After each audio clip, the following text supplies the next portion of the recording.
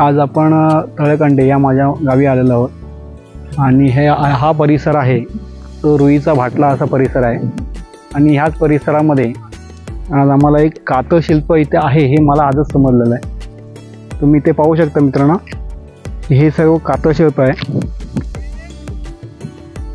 हा मोठा गोल आहे आणि एकूण 22 साऱ्या इथे दिसतात आपल्याला। एकूण जर कोण मोजल्या तर आपण अशा प्रकारे शिल्प कातळशिल्प आपल्या कोकणामध्ये बऱ्याच ठिकाणी आहे।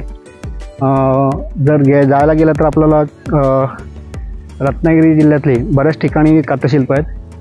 फॉर एक्झाम्पल उदाहरण घ्यायला गेलं तर निवळी फाटा इथून 5 किलोमीटर आमच्यापासून 5 किलोमीटर अंतरावरती आहे। तिथे 2 ठिकाणी कातळशिल्प, एक गणपतीपुळे रोडवरती आहे आणि एक आत्मला रोडला आहे। गणपतीपुळे रोडला पुढे गेलं तर तिथे जांभरुण असं गाव आहे आणि त्या गावावरती गावाच्या इथे ठिकाणी आमचे मित्र अशोक वॉरियरचे सर्व सध्या आमचे अनिल जाधव यांनी आताच एक व्हिडिओ अपलोड केला होता माझ्या चॅनलवरती। तो व्हिडिओ तुम्हाला पाहू शकता। कातळशिल्प तिकडे पण आहे। हे आमचं गाव तळेकांडे, मुक्काम पोस्ट तळेकांडे, तालुका संगमेश्वर, जिल्हा रत्नागिरी। जर इथून गेलं आपण, इथून देवरुख जवळ आहे। देवरुख 20 किलोमीटर ते 22 किलोमीटर अंतरावरती आहे। सोबत रत्नागिरी 20-22 किलोमीटरच्या अंतराच्या मधल्या ठिकाणी हे आमचं गाव आहे। ह्या ठिकाणी हे कातळशिल्प आम्हाला आज इथे सापडलेलं आहे। त्याची माहिती मी आपल्याला देत आहे। संपूर्ण गोल आहे आणि 22 आऱ्या अशा त्यांच्या इथे आहे। काही जण म्हणतात की ते सम्राट अशोकांच्या कालावधीतलं असू शकतं, पण मला असं वाटत नाही आहे। ह्याचं जर संशोधन केलं तर ह्याचा उगम किंवा ही उत्पत्ती खूप आधीपासून झाली असेल। अशा प्रकारचं हे कातळशिल्प इथे आहे। काही ठिकाणी अजून आहे, आमची शोधाशोध चालू आहे। जशा प्रकारे आम्हाला ते कातळशिल्प भेटेल त्याप्रमाणे तुम्हाला ही माहिती दिली जाईल। तुर्तास हे कातळशिल्प पाहून घ्या।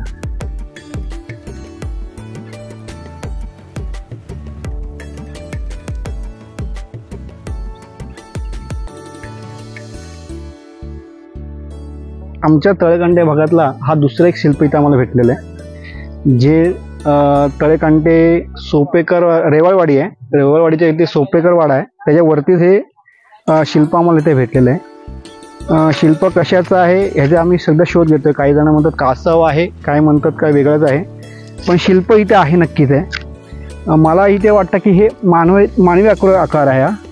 हा एक चेहरा आहे, हे पोट आहे, अशा प्रकारचं एक शिल्प या इथे आहे। कदाचित हा मासाही असू शकतो।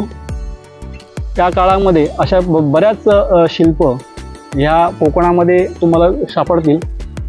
जे काय आकृती होती त्यावेळच्या त्या लोकांनी खोदून ठेवलेल्या आहेत। ह्यांची शोध करणं हे आपलं आज काळाची गरज आहे आणि अशा ठिकाणची निगा राखणं हेही आपल्या लोकांची सध्या मानसिकता आपली व्हायला पाहिजे, कारण हा खूप अनमोल ठेवा आहे।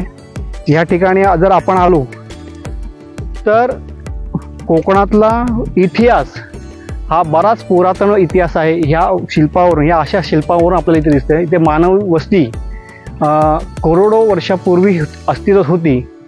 हा एक शोध किंवा संशोधन ह्या ठिकाणी आपल्याला भेटू शकतं। कोकणामधली मानवी वस्तींचा जर अभ्यास करायला गेला त्या शिल्पांवरून आपल्याला बरीच माहिती भेटू शकते। हे कदाचित आपल्याला हे शिल्प पाहून तुम्ही पाहू शकता। आपलं एक शिल्प तिकडे पाहिलं जे पूर्णतः गोल होतं, 22 आऱ्या होत्या। त्यानंतर हे एक शिल्प आहे जे आपण शोधतोय। या आमच्या गावामध्ये अजून 2-3 शिल्प आहेत, तेही आम्ही शोधण्याचा प्रयत्न करतोय। जी जुनी पिढी होती ती आता अस्तित्वात नाही आहे, ते काळाच्या पडद्यावर गेलेले आहेत। त्यामुळे ह्या नवीन पिढीला म्हणजे आमच्यासारख्या पिढींना ह्यांची माहिती ही फक्त ऐकी होती। आज आम्ही प्रत्यक्ष ते येण्यासाठी प्रयत्न केला।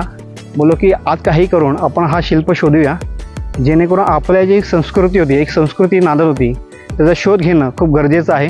आपण आता दुसऱ्या शिल्प जे आहे ते शोधण्यासाठी आपण चाललो आहे। चला आपण जाऊया।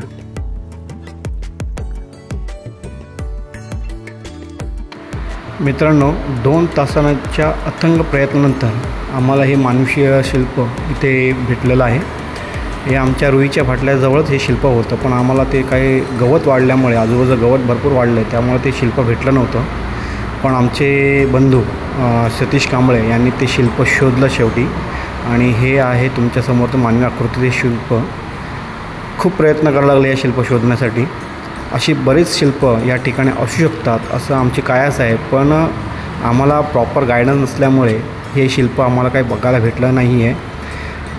तरी आम्ही शोधाशोध चालूच आहे आमची. बघू कसं काय आम्हाला पुढे भेटतं का.